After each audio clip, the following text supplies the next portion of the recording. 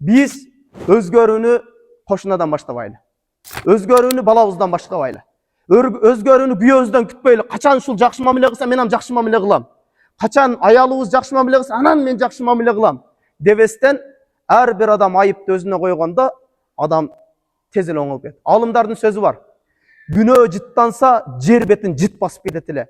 Ошолордун эң жыттанганы мен болсом керек деген. Адам айыпты өзүбүздөн издеген болсок, алхамдулилlah, сонун жашоо болот. Жыйынтык болуштук үчүн балабыздан. Ошол балабызда акылман болуштук үчүн, акылдуу болуштук үчүн, элге, журтка пайдаш тийиштик үчүн ошол адамды Аллах Таала каалаш керек жакшы болуштугун. Экинчи, бала өзү каалаш керек.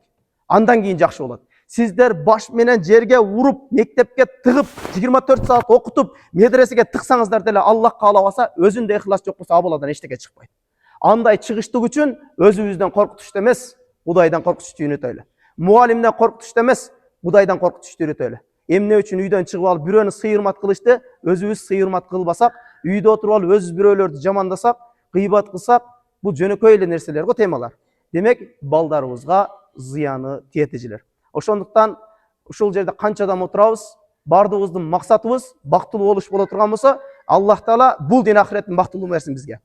Аллах Таала ушундай күндөрдө чогулуп туруп сурап атабыз, биз бирөөнү критика кылганы келгенибиз жок.